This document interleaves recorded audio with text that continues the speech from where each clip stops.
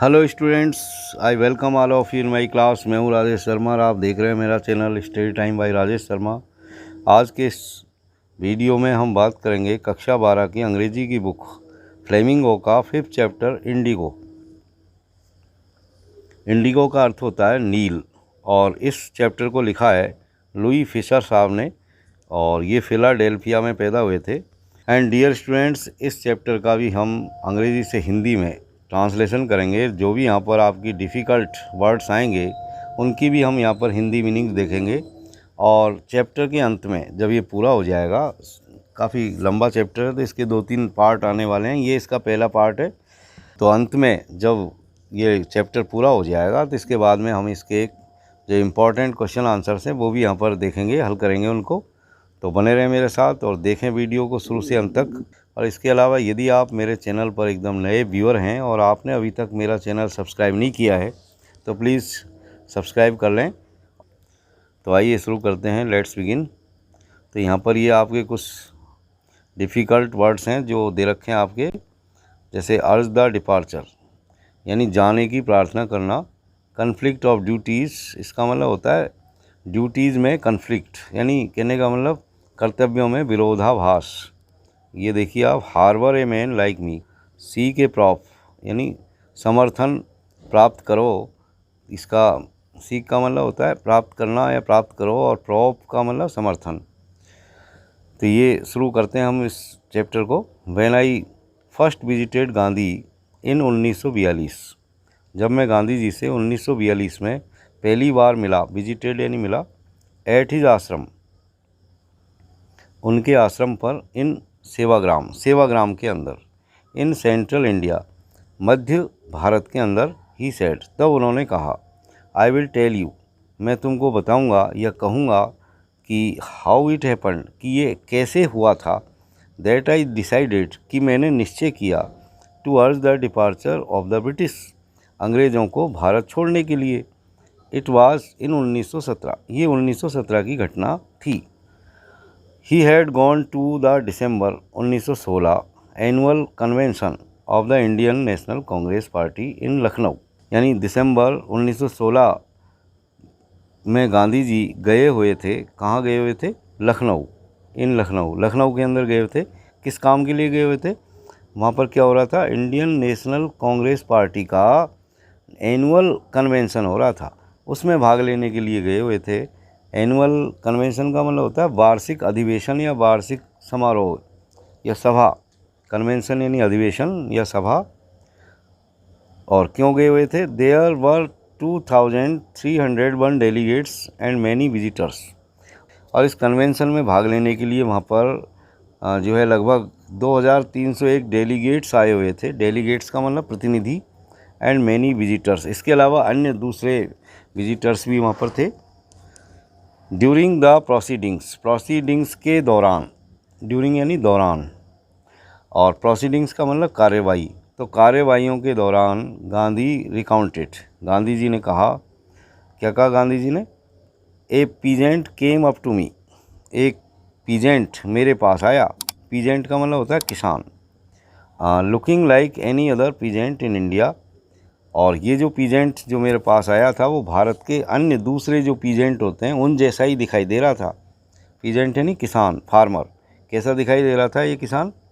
Poor and एमासिएटेड, यानी बहुत ही गरीब, और एमासिएटेड का मतलब दुबला पतला, कृशकाय, यानी भारत में मिलने वाले जो अधिकतर किसान हैं जो गरीब और एमासिएटेड होते हैं, मतलब गरीब और दुबले पतले होते हैं, वैसा ही ये किसान भी दिखाई दे रहा था। एंड सेड, और इस किसान ने मुझसे आकर के कहा, आई एम राजकुमार शुक्ला, मेरा नाम राजकुमार शुक्ला है।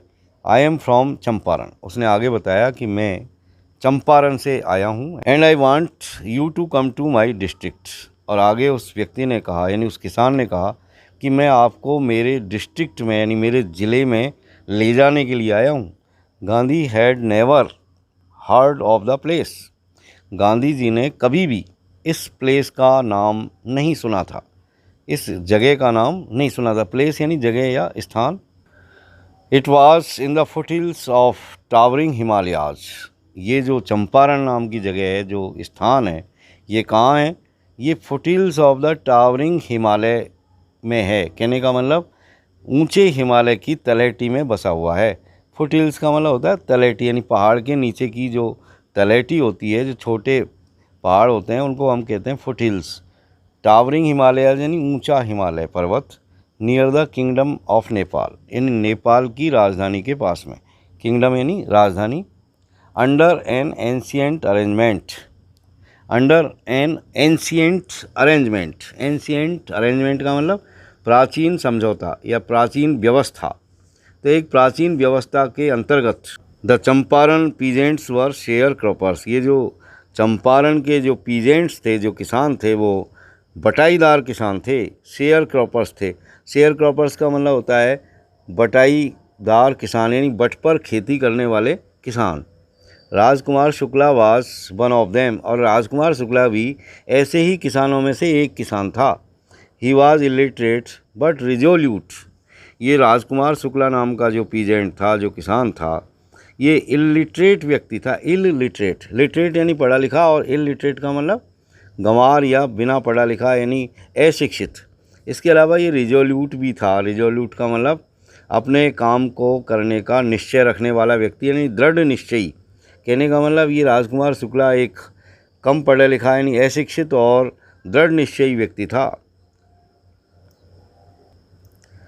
ही had come to the Congress session, ये कांग्रेस सेशन में आया हुआ था। क्या करने आया हुआ था? To complain about the injustice, complain करने, शिकायत करने। किसकी शिकायत? अबाउट द इनजस्टिस, अन्याय के बारे में। किसका अन्याय? इनजस्टिस का मतलब अन्याय। किसका अन्याय? बिहार के अंदर जो लैंड लॉर्ड सिस्टम है उसके अन्याय के खिलाफ ये शिकायत करने आया था। लैंड लॉर्ड सिस्टम का मतलब होता है जमींदारी प्रथा, या जमींदारी जो प्रथा चलती थी पहले, उसकी ये कंप्लेन करने के लिए यहाँ इस कांग्रेस सेशन में आया हुआ था। And somebody had probably said, probably यानी संभवतया, समबॉडी यानी किसी व्यक्ति ने, तो किसी व्यक्ति ने संभवतया इस व्यक्ति से यानी राजकुमार शुक्ला से ये कहा था, स्पीक टू गांधी, कि जाओ और गांधी जी से मिलो। स्पीक टू गांधी यानी गांधी जी से मिलो।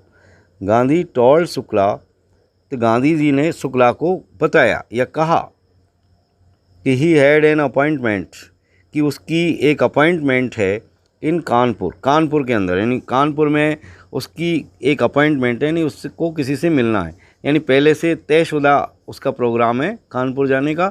And he was also committed to go to the other parts of the India. Gandhi ji ने शुक्ला को ये भी बताया कि इसके अलावा, यानी कानपुर जाने के अलावा, मैं भारत के अन्य जो क्षेत्र है वहाँ भी जाने के लिए प्रतिबद्ध हूँ, कमिटेड हूँ। शुक्ला अकम्पनीड हिम एनीवेयर, लेकिन शुक्ला गांधी जी को छोड़ के नहीं गया, वो गांधी जी के साथ चिपक गया, यानी गांधी जी जहाँ भी गए शुक्ला उसके पीछे पीछे चला। Then Gandhi return to his ashram, इसके बाद में यानी घूम घाम करके गांधी जी आखिरकार अपने आश्रम में वापस आ गए। नियर अहमदाबाद, अहमदाबाद के पास में। Shukla followed him to the ashram, और शुक्ला अभी भी लगा हुआ था गांधी जी के पीछे पीछे, तो वो आश्रम तक भी आ गया गांधी जी के साथ साथ। फॉर वीक्स, और सप्ताहों तक। He never left Gandhi side, यानी उसने गांधी जी का पीछा नहीं छोड़ा, यानी गांधी जी के बिल्कुल पास में ही रहा, उसके बगल में ही खड़ा रहा। कहने का मतलब गांधी जी के बिल्कुल चिपका रहा और उसको छोड़ के नहीं गया। Fix a date he begged, आखिरकार शुक्ला ने गांधी जी से कहा कि गांधी जी आप एक डेट फिक्स कर लो, यानी कोई तारीख निश्चित कर लो।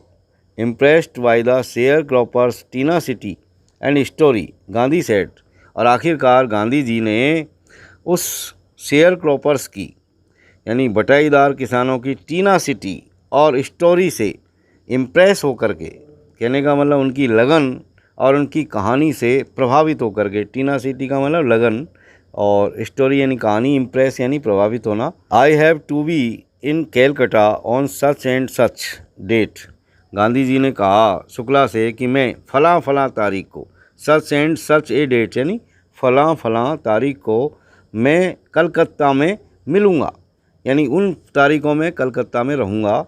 कम and meet me and take me from there, यानी तुम वहाँ आ जाना और वहाँ से मुझे ले जाना। इस तरह गांधी जी ने शुक्ला को समझाया। मंथ्स पास्ट, और इस बात के लिए महीनों गुजर गए। मंथ्स पास्ट यानी महीनों गुजर गए, यानी बहुत सारे महीने गुजर गए। Shukla was sitting on his haunches at the appointed spot in Calcutta when Gandhi arrived. और जब गांधी वहाँ आए तो एक निश्चित स्थान जो भी बताया गया था उस स्थान पर शुक्ला बैठा हुआ था। He waited till Gandhi was free, और गांधी जी के फ्री होने तक उसने इंतज़ार किया, यानी गांधी जी के काम से निवृत्त होने तक, फ्री होने तक शुक्ला ने गांधी जी का वेट किया, मतलब इंतज़ार किया। Then the two of them, तब ये दोनों बोर्डेड ए ट्रेन, एक ट्रेन के अंदर सवार हुए। बोर्ड का मतलब सवार होना या गाड़ी के अंदर जा कर के बैठना, बोर्ड कहलाता है। For the city of Patna, और गाड़ी में बैठ कर के ये कहाँ के लिए रवाना हो गए? For the city of Patna, यानी पटना शहर के लिए। इन बिहार, बिहार के लिए, यानी बिहार में जो पटना नाम का शहर है वहाँ के लिए रवाना हो गए। There Shukla led him to the house of a lawyer named Rajendra Prasad. तब शुक्ला गांधी जी को पटना में वहाँ का जो प्रसिद्ध वकील था उस समय का, राजेंद्र प्रसाद जी, जो बाद में हमारे देश के प्रेसिडेंट बने थे, उनके घर लेकर के गए। Who letter became president of the Congress party end of India, और ये बाद में, यानी राजेंद्र प्रसाद जी बाद में कांग्रेस पार्टी के प्रेसिडेंट भी बने थे और उसके बाद में हमारे देश के जो है राष्ट्रपति भी बने थे। Rajendra Prasad was out of town, और राजेंद्र प्रसाद अपने घर पर नहीं थे, वो कहीं बाहर गए हुए थे। But the servants knew Shukla as a poor yeoman who pestered their master to help the indigo sharecroppers। लेकिन राजेंद्र प्रसाद के जो नौकर थे, जो सर्वेंट्स थे, वो शुक्ला को एक पुअर योमैन के रूप में जानते थे। किसके रूप में जानते थे? पुअर योमैन। पुअर यानी गरीब, और योमैन का मतलब पीजेंट या फार्मर यानी किसान। यानी राजेंद्र प्रसाद जी के जो नौकर थे वो शुक्ला को एक गरीब किसान के रूप में जानते थे, पहचानते थे, और ये भी जानते थे कि हु पेस्टर्ड देयर मास्टर, कि ये वो व्यक्ति है जो उनके मालिक को हमेशा परेशान करता है, पेस्टर करता है। To help the indigo sharecroppers, नील की बटाईदार खेती करने वाले किसानों की सहायता करने के लिए। इंडिगो शेयर क्रॉपर्स, इंडिगो यानी नील, और शेयर क्रॉपर्स यानी बटाईदार किसान या बट पर खेती करने वाले किसान। So they let him stay on the grounds with his companion, इसलिए इन सर्वेंट्स ने, यानी राजेंद्र प्रसाद जी के जो नौकर थे, इन्होंने शुक्ला को घर के अंदर नहीं आने दिया, बल्कि घर के बाहर ही ज़मीन पर बिठा दिया उसके कंपेनियन के साथ, यानी उसके साथी के साथ। अब उनका साथी कौन था बताइए आप? इस समय शुक्ला के साथ जो दूसरा व्यक्ति था, आप समझ गए कौन था वो, यानी महात्मा गांधी जी थे। तो महात्मा गांधी को भी शायद उन्होंने कोई किसान समझा, और महात्मा गांधी को भी उन्होंने शुक्ला के साथ घर के बाहर बिठा दिया, यानी घर के अंदर नहीं आने दिया।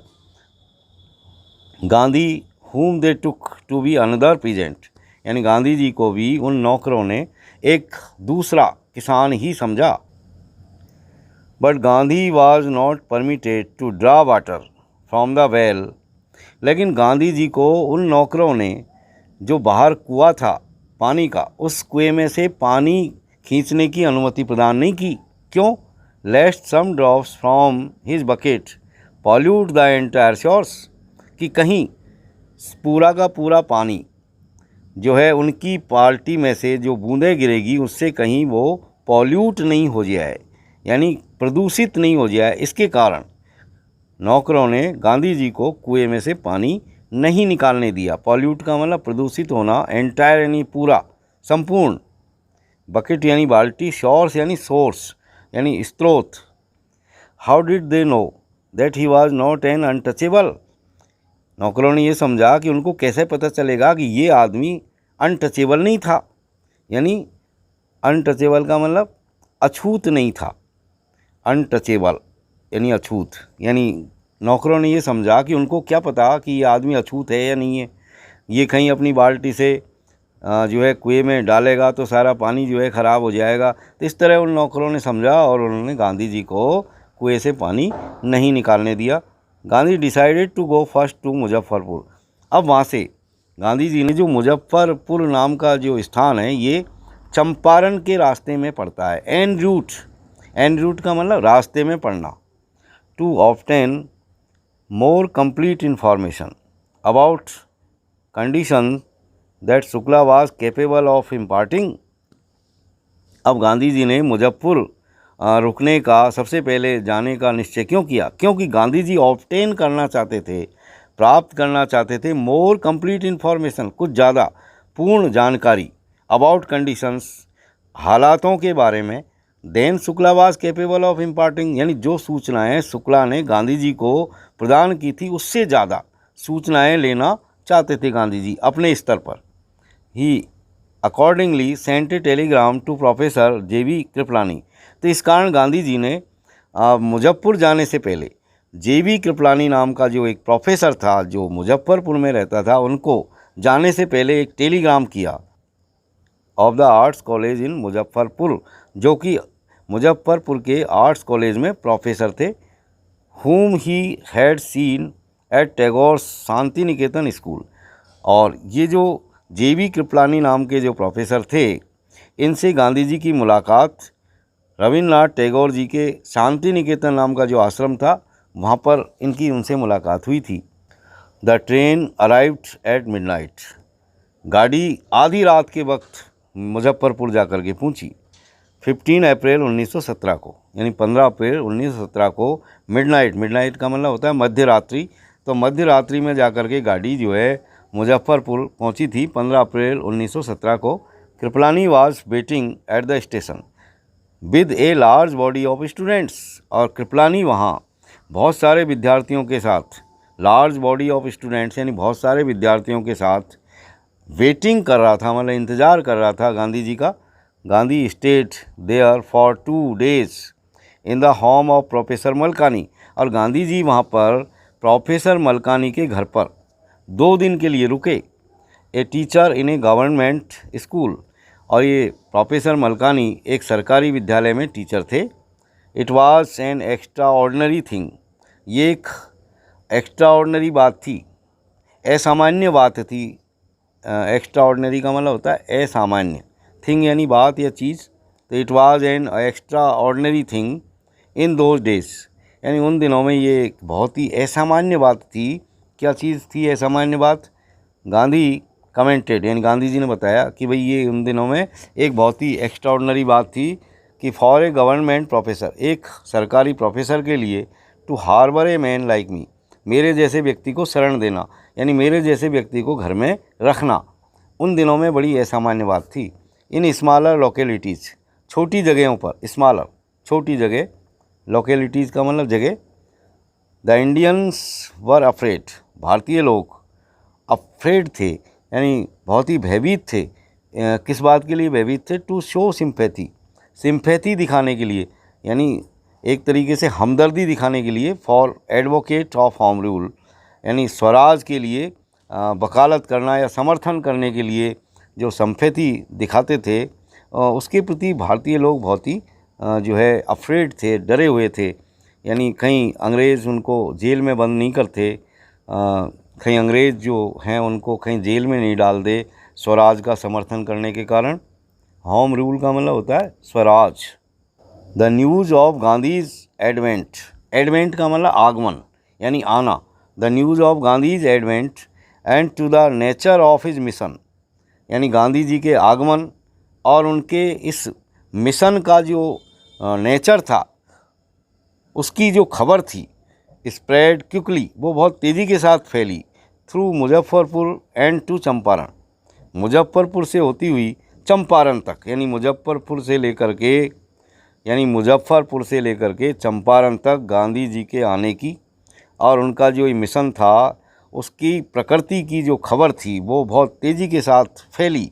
शेयर क्रॉपर्स फ्रॉम चंपारण, यानी चंपारण के जो शेयर क्रॉपर्स थे, यानी जो बटाईदार किसान थे, बिगेन अराइविंग, उन्होंने आना शुरू कर दिया। ऑन फुट, पैदल, एंड बाई कन्वेंस, या किसी साधन से, यानी कुछ लोग पैदल ही आए और कुछ साधनों में बैठ कर के आए। टू सी देयर चैम्पियन, अपने चैम्पियन से मिलने के लिए, यानी अपने चैम्पियन से को देखने के लिए, यानी गांधी जी से मिलने के लिए। Muzaffarpur lawyers called on Gandhi to brief him, और उसके बाद में मुजफ्फरपुर के जो लायर्स थे, जो वकील थे, वो गांधी जी से आकर के मिले और आकर के उन्होंने उनको संक्षिप्त जो समाचार थे, संक्षिप्त जो बातें थी, वो जो विवरण थे उस घटना के, या वो जो कुछ भी कर रहे थे वहाँ पर, वो सारी खबर यानी सारा विवरण संक्षिप्त रूप में गांधी जी को आकर के सुनाया। They frequently represented peasants groups in court, उन्होंने ये भी बताया वकीलों ने कि ये लोग जो है, यानी ये जो वकील हैं वो कोर्ट के अंदर यानी अदालतों में पीजेंट्स के ग्रुप्स को रिप्रेजेंट करते हैं, मतलब किसानों के समूह का जो है प्रतिनिधित्व करते हैं। रिप्रेजेंट का मतलब होता है प्रतिनिधित्व करना। They told him about their cases and reported the size of their fee, वकीलों ने गांधी जी को ये भी बताया, क्या बताया उन्होंने गांधी जी को, यानी अपने केसों की साइज़ के बारे में, यानी अपने केसों के बारे में, यानी जो वो केस लड़ रहे थे उन केसों के बारे में भी वकीलों ने गांधी जी को बताया। इसके अलावा उन्होंने गांधी जी को यानी जो वो फीस लेते थे केस लड़ने की, उसकी मात्रा यानी उसकी साइज़, आकार, यानी जो कितना पैसा वो लेते थे, ये भी उन्होंने गांधी जी को बताया। Gandhi chided the lawyers for collecting big fee from the sharecroppers, और जब गांधी जी ने उनकी फ़ीस की जो साइज़ थी, जो ज़्यादा बड़ी थी, जब उन्होंने सुना, जब गांधी जी को बताया गया कि जो फीस लेते थे शेयर क्रॉपर्स थे वो कुछ ज़्यादा थी, तो इस बात पर गांधी जी ने उनको चाइड किया, मतलब फटकारा। चाइड का मतलब होता है फटकारना। तो गांधी जी ने जो लायर्स थे, जो वकील थे, उनको बड़ी फ़ीस लेने के लिए कि भाई शेयर क्रॉपर से जो तुम बड़ी फ़ीस लेते हो ये बहुत गलत बात है, इस तरह उन्होंने गांधी जी ने उन वकीलों को फटकारा, डांट पिलाई, मतलब उनको। ही सेड, उन्होंने कहा, I have come to the conclusion, Gandhi ji ने उन वकीलों को समझाया कि मैं एक निष्कर्ष पर पहुंचा हूं। कंक्लूजन, कंक्लूजन का मतलब होता है निष्कर्ष। That we should stop going to law courts, और मैं इस निष्कर्ष पर पहुंचा हूं कि अब हमको जो है अदालतों में जाना बंद करना चाहिए। लॉ कोर्ट्स का मतलब अदालतें। Taking such cases to the courts does little good, इस तरह के जो केसेज हैं, जो मामले हैं, इनको अदालतों में ले जाने का कोई फ़ायदा नहीं है। इस तरह उन्होंने गांधी जी ने उन वकीलों को समझाया। Where the peasants are so crushed and fear stricken law courts are useless, यानी गांधी जी ने उन वकीलों को ये भी बताया कि जब ये जो किसान हैं, जब ये इतनी बुरी तरीके से दबे कुचले हैं, क्रश्ड हैं, एंड फियर स्ट्रिकन है, फियर स्ट्रिकन का मतलब होता है भयभीत होना है, डरना, यानी जितने भयभीत हैं ये लोग और जितने ये इनका शोषण यहाँ पर हुआ है, यानी जितना इनका शोषण यहाँ पर हो रहा है और ये जितने भयाक्रांत हैं, तो इनके लिए जो लॉ कोर्ट्स है ये यूजलेस है, यानी ये जो अदालत हैं इनके लिए बेकार की चीज़ है। The real relief for them, यदि हमको इनको वास्तविक कोई रिलीफ देनी है, आराम देना है, तो वो क्या है, is to be free from fear, वो सिर्फ ये है कि इनको भय से मुक्ति दिलानी है, यानी जिस चीज़ से इनको डर लग रहा है उस डर को ही निकालना है। इस तरह गांधी जी ने उन किसानों यानी उन वकीलों को समझाया। Most of the आरेवल land in Champaran district was divided into large, यानी most of the आरेवल land, आरेवल land का मतलब होता है सिंचित ज़मीन, यानी ऐसी खेती जहाँ नहर से पानी लगता है उसको कहते हैं ऑरेबल लैंड, याद रखें इसको। ऑरेबल लैंड यानी सिंचित ज़मीन, यानी जिसमें पिलाई होती है पानी से नहरों के द्वारा, उसको कहते हैं ऑरेबल। सिंचित यानी ज़मीनें दो तरह की होती है, एक तो ऑरेबल और एक इन ऑरेबल, यानी जिसमें पिलाई नहीं होती, जिसको हम बंजर ज़मीन भी कहते हैं। तो most of the arable lands in the Champaran district, यानी चंपारण डिस्ट्रिक्ट के अंदर, यानी चंपारण ज़िले के अंदर जितनी भी अधिकांश जो ऑरेबल लैंड थी, जो सिंचित ज़मीन थी, वो डिवाइडेड थी, मतलब बटी हुई थी, किसमें, इनटू लार्ज